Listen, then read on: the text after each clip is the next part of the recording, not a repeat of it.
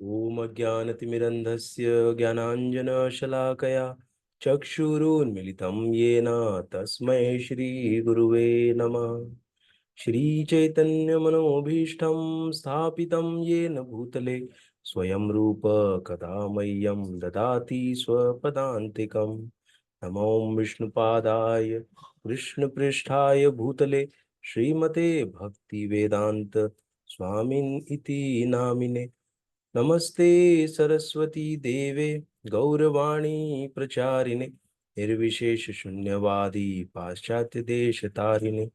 जय श्री कृष्ण चैतन्य प्रभु नित्यानंद श्री अद्वैत गदाधर श्रीवासादि गौर भक्त वृंद। हरे कृष्णा कृष्णा कृष्णा हरे हरे, हरे राम राम राम हरे हरे। जय श्री प्रभुपाद की जय, अनंत कोटि वैष्णवृंद की जय। हरे कृष्ण।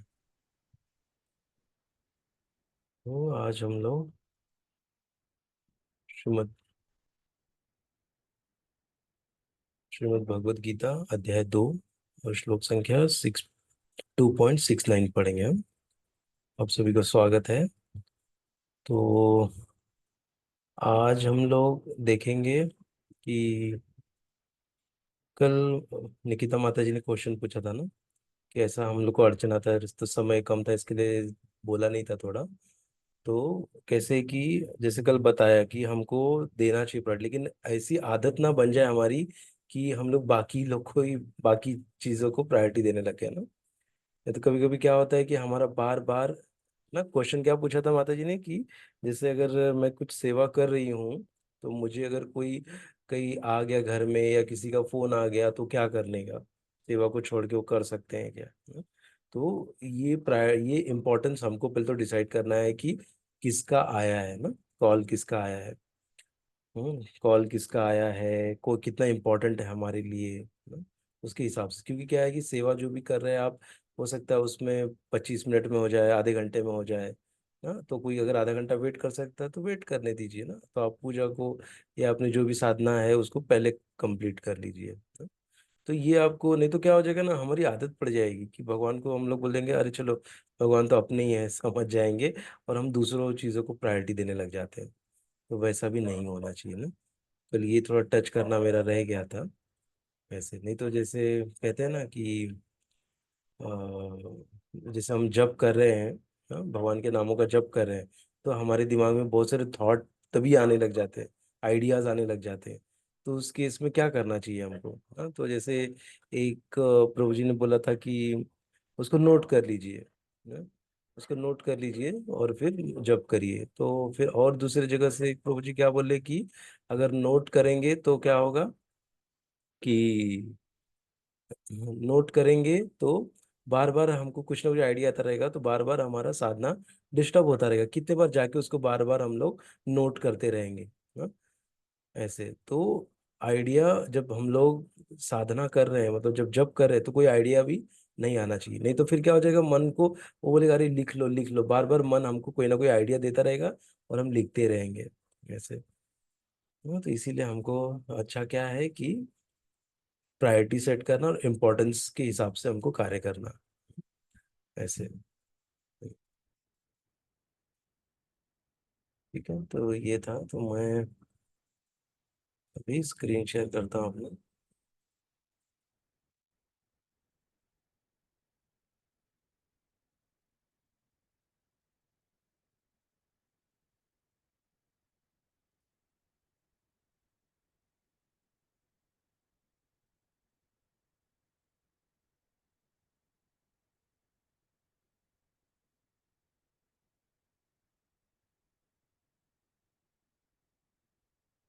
हम लोग आज श्रीमद् भगवद गीता अध्याय 2 श्लोक संख्या 2.69 पढ़ने वाले हैं। कल जो हमने पढ़ा था, दो श्लोक हमने पढ़ा था, 67 और 68। उसका खाली ये पढ़ लेता हूँ। जिस प्रकार पानी में तैरती नाव को प्रचंड वायु दूर बहा ले जाती है, उसी प्रकार विचरणशील इंद्रियों में से हम्म, कोई एक जिस पर मन निरंतर लगा रहता है, मनुष्य की बुद्धि को हर लेती है। ऐसे। हम्म, ये हमने पढ़ा था। कोई भी एक इंद्रिय हमको, बोलते ना, हमको डाइवर्ट कर सकती है, इसीलिए सारी इंद्रियों को किसकी सेवा में लगाना, भगवान की सेवा में। और फिर क्या था 68 में, अतः हे महाबाहु, जिस पुरुष की इंद्रियां, ना महाबाहु मतलब कौन, अर्जुन। अर्जुन को कृष्ण भगवान बोल रहे हैं महाबाहु, बोल के संबोधित कर रहे हैं। मतलब विशाल भुजाएं वाला महाबाहु, जिसकी भुजाएं बहुत शक्तिशाली है। जिस पुरुष की इंद्रियां अपने अपने विषयों से सब प्रकार से विरत होकर उसके वश में है, उसी की बुद्धि निसंदेह स्थिर है। ये हमने पढ़ा था। तो इसीलिए इसमें हमने पूरा अच्छे से इसको चर्चा किया था, कैसे हमको भगवान की सेवा में इंद्रियों को लगाना है। हम्म, और कैसे प्रमाणिक गुरु के पथ प्रदर्शन में ही हमको ये सब ना, भगवान की भक्ति और ये सब सीखना चाहिए और करना चाहिए। हम्म, नहीं तो ऐसा सोचेंगे कि मैं अकेले भक्ति कर लूंगा तो नहीं पॉसिबल है। एकांकी भक्ति उत्पायत उत्पाते उत्पायत उत्पात मचाती है, मतलब एकांत की भक्ति, अकेली भक्ति उत्पात मचा देती है। मतलब इसके लिए अकेले भक्ति नहीं करना चाहिए। मतलब जैसे हम लोग रोज नहीं भक्तों से मिल सकते, एटलीस्ट हफ्ते में एक दिन भक्तों से मिलना चाहिए हमको, डिवोटीज लोग से मिलना चाहिए।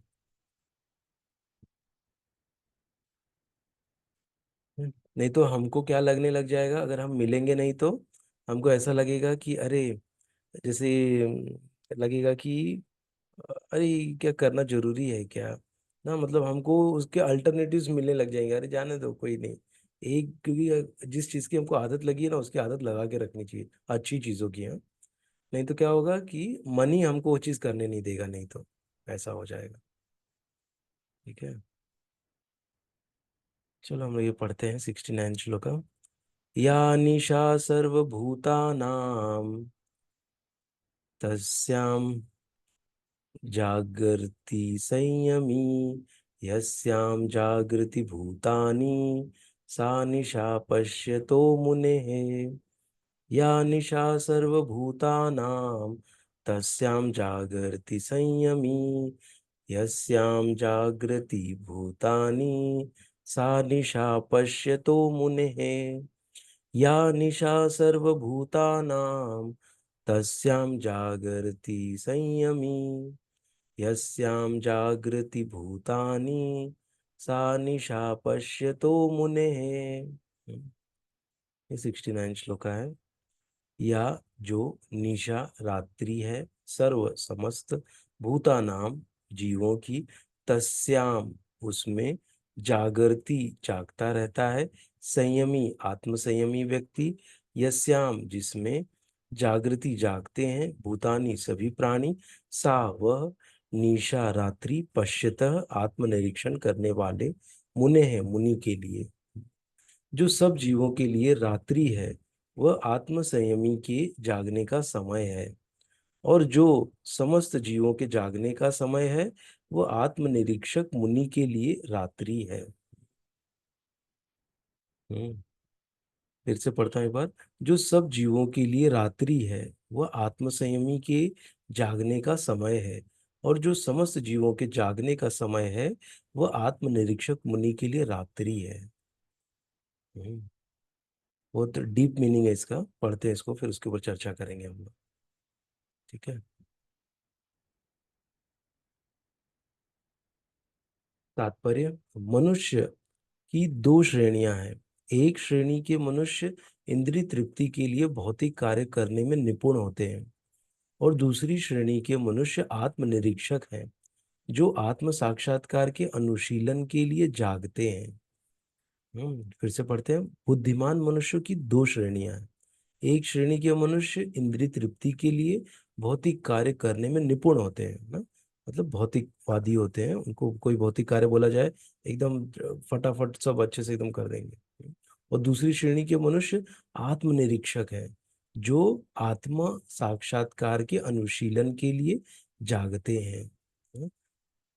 विचारवान पुरुषों या आत्मनिरीक्षक मुनि के कार्य भौतिकता में लीन पुरुषों के लिए रात्रि के समान है। हाँ? विचारवान पुरुषों या आत्मनिरीक्षक मुनि के कार्य भौतिकता में लीन पुरुषों के लिए रात्रि के समान है ना, अंधकार, उनको समझ में नहीं आएगा क्या है। हम्म। भौतिकवादी व्यक्ति ऐसी रात्रि में अनभिज्ञता के कारण आत्म साक्षात्कार के प्रति सोए रहते हैं। आत्मनिरीक्षक मुनि भौतिकतावादी पुरुषों की रात्रि में जागे रहते हैं। मुनि को आध्यात्मिक अनुशीलन की क्रमिक उन्नति में दिव्य आनंद का अनुभव होता है, किंतु भौतिकतावादी कार्यों में लगा व्यक्ति आत्म साक्षात्कार के प्रति सोया रहकर अनेक प्रकार के इंद्रिय सुखों का स्वप्न देखता है और उसी सुप्तावस्था में कभी सुख तो कभी दुख का अनुभव करता है। आत्मनिरीक्षक मनुष्य भौतिक सुख तथा दुख के प्रति अन्य मनस्क रहता है। वह भौतिक घातों से अविचलित रहकर आत्म साक्षात्कार के कार्यों में लगा रहता है। तो यहाँ पर क्या किया है, बताया है यहाँ पर भगवान जी ने, जो भौतिकतावादी है और जो एक ना भक्त है, ना जो एक आत्मनिरीक्षक, जो कि बोलते हैं ना कि जो अपना संबंध भगवान के साथ स्थापित करना चाहता है, ऐसा व्यक्ति, उसके बारे में यहाँ पर चर्चा हुई है ना। तो जैसे भौतिकतावादी की जो रात्रि है, वो इनका क्या है, इनका जगने का समय या इनका आत्मनिरीक्षण का या आत्म साक्षात्कार के प्रति जागना है ना। ऐसा हमने पढ़ा, मतलब क्या है कि ये जो व्यक्ति है जो कि आध्यात्मवादी है, वो क्या कर रहा है कि वो भौतिकता में ग्रसित नहीं है ना? मतलब वो क्या है कि वो हर समय भगवान का चिंतन कर रहा है। जैसे वो सोए रहते तो वो जाग रहा है। सोए क्या है कि भौतिकतावादी तो देखा जाए तो जागते हुए भी क्या है, वो सोए हुए ही है ना? भौतिकतावादी कभी ऐसा नहीं है ना कि जगे है, मतलब जगना और सोना मतलब क्या है, जग के भी वो सो रहे हैं। क्यों? क्योंकि वो आत्मा के बारे में जान ही नहीं रहे हैं, भगवान के बारे में पता ही नहीं है, किस डायरेक्शन में जा रहे हैं उनको पता ही नहीं है ना। तो वो जाग के भी क्या है, सोए हुए हैं ना। ऐसे हम समझ सकते हैं यहाँ पे। तो इसीलिए, और जागेंगे कैसे? जागेंगे तब जब वो भगवान कृष्ण की कथा सुनेंगे, राम भगवान कथा सुनेंगे, तब वो लोग के अंदर थोड़ा आध्यात्मिक विकास होगा। नहीं तो क्या है कि वो लोग बहुत कुछ अचीव करके भी कुछ अचीव नहीं कर पाएंगे। क्यों? क्योंकि वो लोग जो भी अचीव करेंगे वो क्या होगा, सब भौतिक होगा। और भौतिक खाली इसी जीवन में वो रहेगा ना, अगले जीवन में क्या हो जाएगा, वो जीरो हो जाएगा ना, उसका कोई वैल्यू नहीं रहेगा। इसीलिए ना कहते हैं कि मतलब अगर भौतिकवादी है तो एक्चुअली में देखा जाए तो पूरा टाइम वेस्ट है। अगर वो कोई आध्यात्मिक कार्य नहीं कर रहा है तो इन शॉर्ट वो क्या कर रहा है, अपने पूरे समय का अपव्यय कर रहा है, वेस्ट कर रहा है पूरा समय अपना।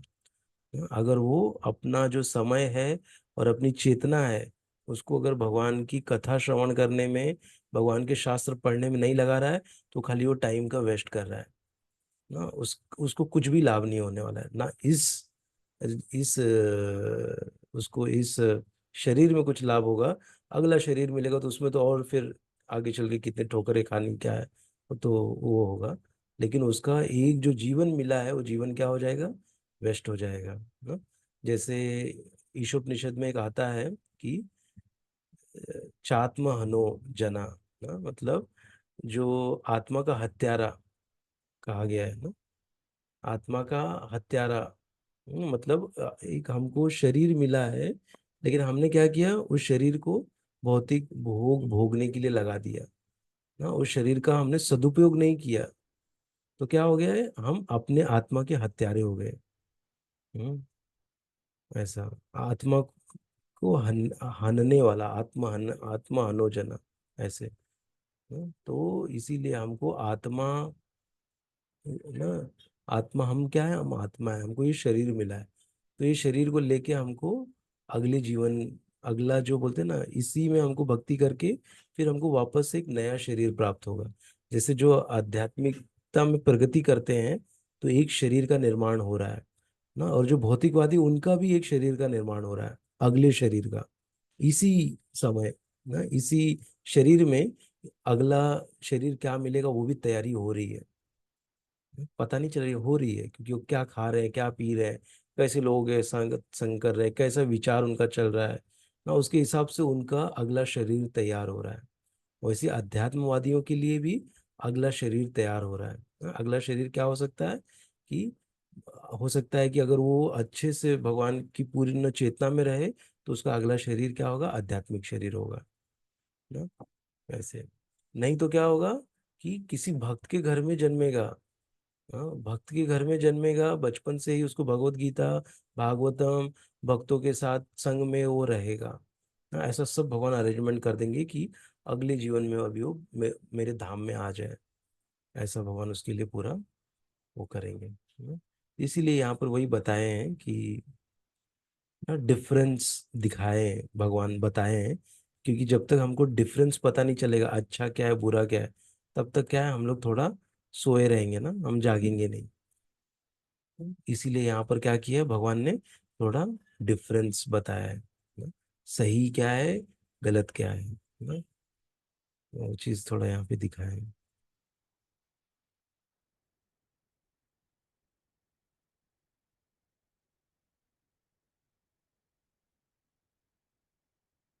हम्म।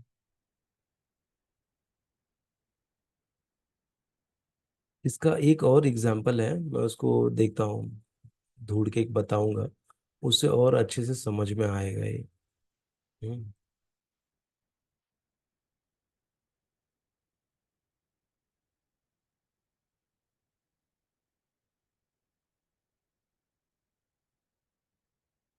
देखो यहाँ पे ये भी इम्पोर्टेंट लाइन है कि भौतिकतावादी जो रहता है वो क्या करता है कि सुख और दुख के इसमें गोते लगाते रहता है। कभी सुख आएगा कभी दुख का अनुभव करेगा ना? और क्या है कि आत्म साक्षात्कार के प्रति सोया रहेगा, उसको सेल्फ रियलाइजेशन ये सब का कोई उसको मायने नहीं कि मैं कौन हूँ, किस लिए मेरा जन्म हुआ है, इसके बारे में जानने के लिए उसके पास समय नहीं है। ना? जो कि जीवन का सबसे मुख्य उद्देश्य क्या है कि जानना मैं कौन हूँ ना। ये जानने जानने के लिए हमको मतलब बोलते हैं ना, ये जानना हमारे लिए बहुत जरूरी कि मैं कौन हूँ और किस लिए इस जगत में आया हूँ, क्या पर्पस है मेरे इस जन्म का। ऐसे। और वो पर्पस हो सकता है किसी को कभी भी मिल सकता है, ऐसे नहीं कि अभी हो सकता है अभी तक नहीं मिला है ना। वो पर्पस हो सकता है उम्र के किसी भी पड़ाव में मिल सकता है ना? जब तक हम सचेत रहेंगे, चेतना में रहेंगे। तो यहीं तक ये वाला श्लोक हम पढ़ते हैं, अभी आगे के श्लोक में चलते हैं। 70वां श्लोक है। हम्म।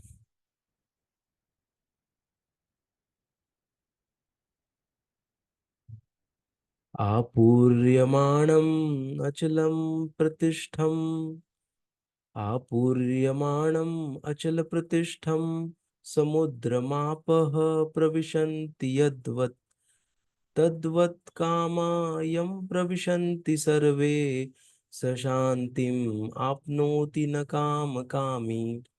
आपूर्य आपूर्यमाणम् अचल प्रतिष्ठम, समुद्रमापः प्रविशन्ति यद्वत्, तद्वत् कामा यं प्रविशन्ति सर्वे, स शान्तिम् आपनोति न काम कामी। आपूर्यमाणम् अचल प्रतिष्ठम, समुद्रमापः प्रविशन्ति यद्वत्, तद्वत् कामा यं प्रविशन्ति सर्वे, स शांतिम आपनोति न काम कामी। ये 70वां श्लोक है। इसका हम लोग वर्ड टू वर्ड मीनिंग पढ़ते हैं अभी। आपूर्यमाणम नित्य परिपूर्ण अचल प्रतिष्ठम दृढ़ता पूर्वक स्थित, समुद्रम समुद्र में, आपह नदियां, प्रविशंति प्रवेश करती हैं, यद्वतः जिस प्रकार, तद्वतः उसी प्रकार, कामाह इच्छाएं, यम जिसमें, प्रविशंति प्रवेश करती हैं, सर्वे सभी, सह वह व्यक्ति, शांतिम शांति, आपनोति प्राप्त करता है, न नहीं, काम कामी इच्छाओं को पूरा करने का इच्छुक।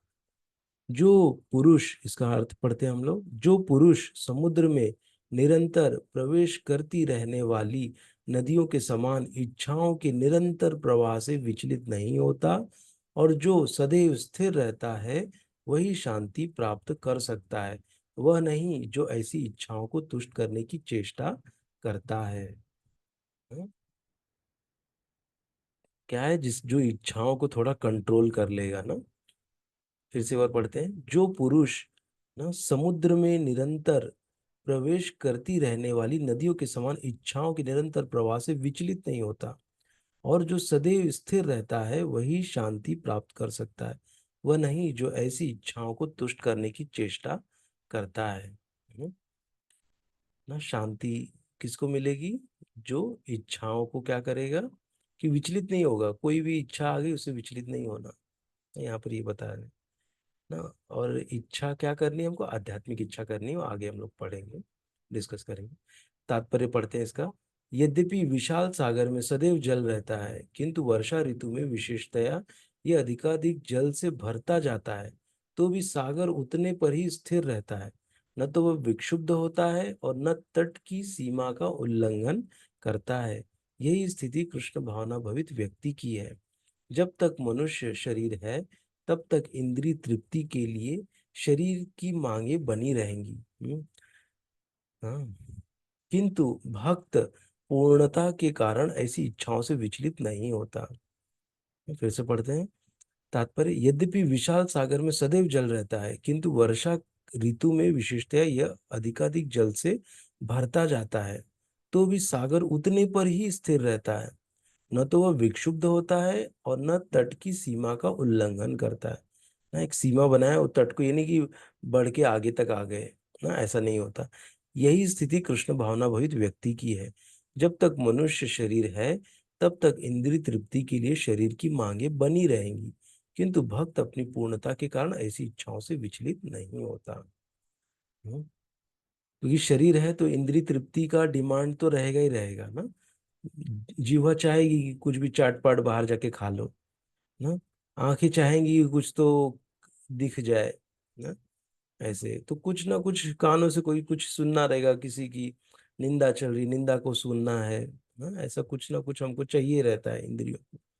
हाँ, लेकिन ये कब हो जाती है? जब भक्त अपनी पूर्णता के कारण ऐसी इच्छाओं से विचलित नहीं होता। क्यों? क्योंकि उसका पूरा फोकस भगवान में है। तो ऐसे सब चीजों से, ऐसे सब कारणों से वो विचलित नहीं होता। हाँ, ऐसा। हम्म। हाँ, तो इसमें एक ही है कि हमको जो हमको मिला है भक्ति, उसको हमको करते रहना है ना, भक्ति में जुड़े रहना है। जिससे कि जो इच्छाएं हैं ना, धीरे धीरे वो आध्यात्मिक इच्छाओं में बदलते जाएंगी, बदलते जाएंगी ना। क्योंकि देखो इच्छा तो बहुत रहती है, जैसे अभी हम लोग भक्ति में ना, हम लोग अभी क्या है कि भक्ति कर रहे हैं ना, प्रयास कर रहे हैं करने का। तो ऐसे नहीं कि मेरा कुछ भी इच्छा नहीं रहेगा ना। ऐसा होना बहुत ही मुश्किल है। लेकिन क्या है कि इच्छा पहले बहुत ज्यादा रहती थी, ये हो जाए, वो हो जाए, ये मिल जाए, ऐसा हो जाए। लेकिन अभी क्या है, अभी थोड़ा स्थिर रहना है ना, थोड़ा शांत रहना है। जिस किसकी हमको ज्यादा जरूरत है, क्योंकि अभी हमारे पास बुद्धि आ गई ना। तो बुद्धि से हम सेग्रीगेट कर सकते हैं, करेक्ट। जैसे अभी कोई माता जी है, माता जी को साड़ियों की बहुत चाह रहती ना, कि मुझे ये साड़ी मिल जाए। हाँ, मुझे या तो ये मोबाइल मिल जाए, मेरे पास नहीं है, मेरे सहेली के पास ये मोबाइल है। तो और क्या होता है कि जैसे ही वो जाती हैं शॉप में, तो उन एक साड़ी लेने गई है, लेकिन उनको लगेगा अरे ये भी ले लूँ, वो भी ले लूँ, अरे यार ये भी चाहिए, वो भी चाहिए ना। तो क्या होता है कि धीरे धीरे वो क्या कर लेंगी, सात आठ चीजें ले लेंगी। गए थे एक साड़ी लेने, लेकिन सात आठ चीजें ले, साड़ियां लेके या ड्रेसेस लेके आ गए ना। क्यों? क्योंकि इच्छा पे कंट्रोल नहीं हो रहा है, और तुरंत मन विचलित हो गया और सब चीजें, सब चाहिए चाहिए चाहिए, ऐसा हो जाता है ना। तो इसीलिए एक्चुअली कहा कहते हैं कि इसको कंट्रोल कैसे करना है, कि माता जी लोग को क्या बोलना है कि आप आप थोड़ी देर के लिए कैसे भी करके उनका वहां से ध्यान हटा दो। उनको लेके आओ तो धीरे से वो शांत हो जाएंगे। नेक्स्ट डे उनको फिर वापस उसका जो क्रेविंग था ना, चाहिए चाहिए चाहिए साड़ी, वो खत्म हो जाता है थोड़ा ना। तो ऐसे करके थोड़ा हम लोग ये कंट्रोल कर सकते हैं। लेकिन माता जी लोग हैं जो, या जो भी है, जो भी प्रभु जी है, जो माता जी हैं, तो उन लोग को क्या करना चाहिए कि ऐसा इच्छा जब आए तो शांत होना चाहिए ना, ज्यादा विचलित नहीं होना है। विचलित होंगे तो, और बुद्धि मिला है ना, अभी बुद्धि से हमको सेग्रीगेट करना है क्या, कि मेरे लिए अच्छा क्या है, मेरे लिए अभी के लिए क्या ज्यादा मेरे लिए महत्वपूर्ण है ना। अभी के लिए अगर मेरा एक चीज से काम चल रहा है तो मैं एक चीज लेके आऊंगा। तो फिर क्या हो रहा है कि बुद्धि अभी काम कर रही है ना, मन को कंट्रोल में कर रही है। मन कंट्रोल में तो इंद्रियां कंट्रोल में आ रही हैं, ऐसे। हाँ, तो ऐसे करके हमको अपनी बुद्धि का इस्तेमाल करना है क्योंकि जब हम कृष्ण भावना भवित हो रहे हैं तो निश्चित है कि हमारी बुद्धि अब धीरे धीरे तीव्र हो रही है। हाँ, अब हमारा थोड़ा कंसंट्रेशन फोकस ये तेज हो रहा है ना, ये ऑटोमेटिक ये होता है ना। क्यों? क्योंकि एक तो हम इतना पेशेंटली हम लोग चैंटिंग करते हैं, ये आसान बात नहीं है ना चैंटिंग करना। जैसे कहा था एग्जाम्पल कि किसी को दिया था कि भैया आपको इतना रुपए दूंगा, आप बैठ के चैंटिंग करो। तो वो किया एक दिन और उसको 100 रुपया मिला लेकिन फिर दूसरे तीसरे दिन आया नहीं हो वापस। बोला कि अरे बाबा, इससे अच्छा मैं जाके कहीं मेहनत कर लूंगा, लेकिन ये मेरे से नहीं होगा ना। लेकिन हम लोग चूंकि कर रहे हैं तो ये बहुत हम बड़ी बात है एक्चुअली ना। और कितने पेशेंटली कर रहे हैं ना। एक एक मंत्र, हरे कृष्ण कृष्ण कृष्ण हरे हरे, हरे राम राम राम हरे हरे, और 108 तक जाने तक हम लोग पेशेंटली उसको कर रहे हैं। और फिर एक राउंड हो रहा है, फिर 2 राउंड, 3 राउंड, 4 राउंड। कितना पेशेंटली है ना, इसको पेशेंस चाहिए। हाँ, तो वो चीज़ हमारे अंदर डेवलप हो रही है, और इससे हमारा कंसंट्रेशन, हमारा फोकस, ये सब हमारा बढ़ रहा है। ऐसे है। तो ये सब इसके लाभ हैं चैंटिंग करने के और भक्ति करने के। हम्म,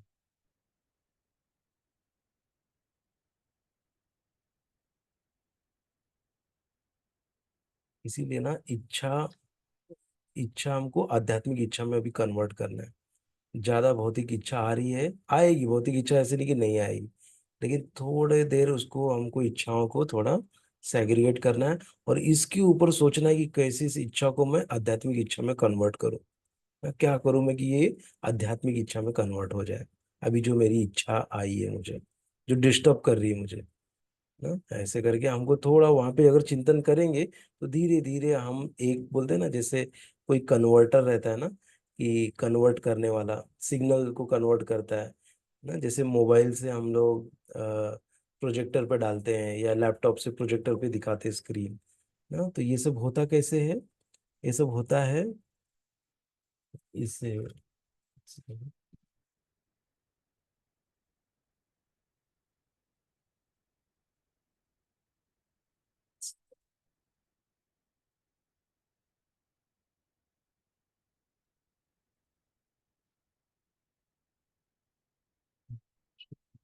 कृष्णा कृष्णा कृष्णा हरे हरे, हरे राम राम राम हरे हरे।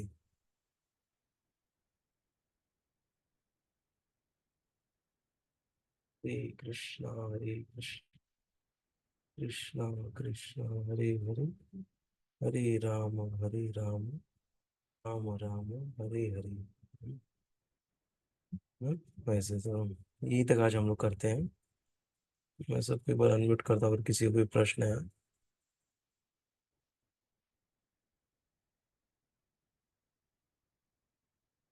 आप लोग अपने आप को अनम्यूट कर सकते हैं।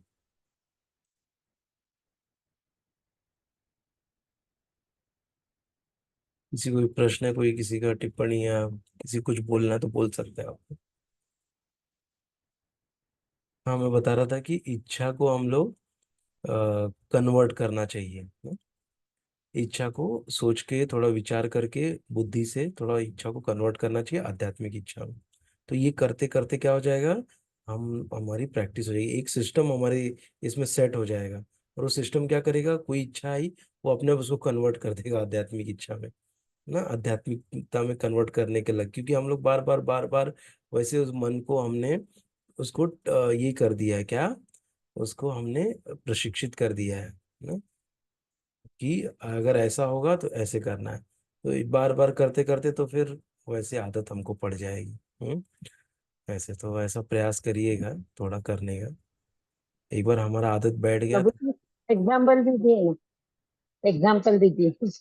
हाँ, मतलब एग्जाम्पल अभी जैसे आपको अभी मूवी देखने का आपका मन कर रहा है ना, आपको लग रहा है कि आपकी आदत है मूवी देखने की ना, कुछ तो वीडियो आपको देखना है ना, तो आप क्या करेंगे उसके लिए, कि आप जाएंगी ना, राधा गोपीनाथ चैनल है, उसको ओपन करेंगी और उसमें ना कोई नाटक देखेंगी, जो भगवान का नाटक होगा ना देखेंगे तो आपको क्या होगा कि आपको लगेगा अरे मैंने तो देखा, अच्छा मतलब नाटक देख के आपको एक पूरा, ना एक पूरा लीला आपने देखा और उसको श्रवण भी किया ना। और इससे क्या होगा कि आपका जो इच्छा था वो क्या हो गया, आपका पूरा हो गया ना। ऐसे करके आप कन्वर्ट करना है। जैसे आपको कुछ बाहर का देखा, आपको वड़ा पाव का स्मेल आया, वड़ा खाने का बहुत मन हो रहा है, लेकिन आप क्या की फिर उसको, आप घर में आके उसको अच्छे से वड़ा का बनाया, आपने प्रिपरेशन बनाया और उसको बना के भगवान को ऑफर किया और फिर आपने उसको खाया ना। तो इसमें आपने क्या किया, इच्छा को कन्वर्ट किया। हम्म? भौतिक इच्छा हो रही थी कि चल के वड़ा पाव खा लो खा लो, कौन देख रहा है, कोई देख नहीं रहा है, चलो खा लेते हैं। हम्म? लेकिन आपने कैसे कंट्रोल किया, ऐसे करके आपकी जीवा का जो है उसको कंट्रोल किया। हम्म।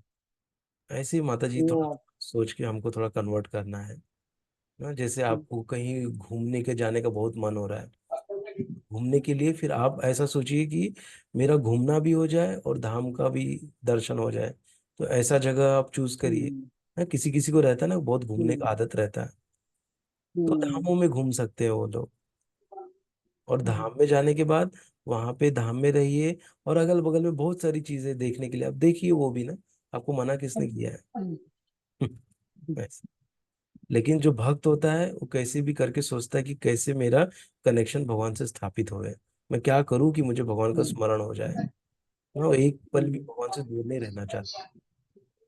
हम्म, तो ये हमारा नेचर धन्यवाद। है, तो ये नेचर के अनुरूप हमको कार्य करना चाहिए। लेकिन क्या होता है कि हम लोग इतना मतलब हमारी इंद्रियां आसक्त है ना, कि हम लोग ना कैसे भी करके भगवान से दूर जाने का अल्टरनेटिव ढूंढ लेते हैं। ऐसा भी होता है एक्चुअली। लेकिन थोड़ा भगवान की कृपा, इसलिए भक्तों का संग चाहिए हमको, जिससे कि हम लोग थोड़ा जुड़े रहते भगवान से। नहीं तो हम लोग ना इतने वो हैं कि क्या बताएं अभी। ना तुरंत हम लोग कहीं भी टर्न हो जाएंगे, डाइवर्ट हो जाएंगे। ऐसा है। आज जो चीज अच्छी लग रही है कल उसको बुरी बोलने लग जाएंगे।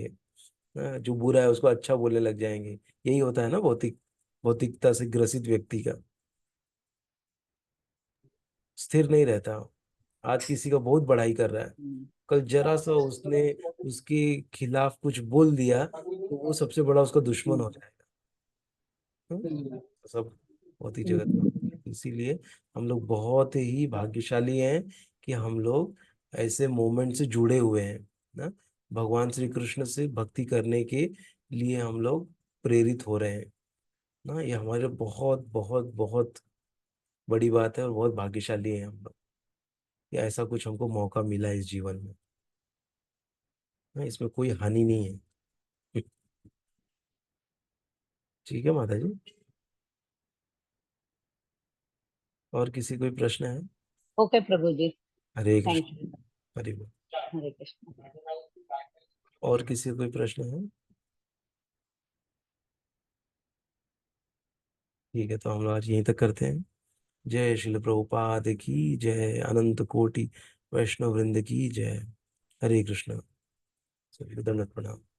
I don't know सभी को। दंडक प्रणाम प्रभु जी। हरे कृष्णा।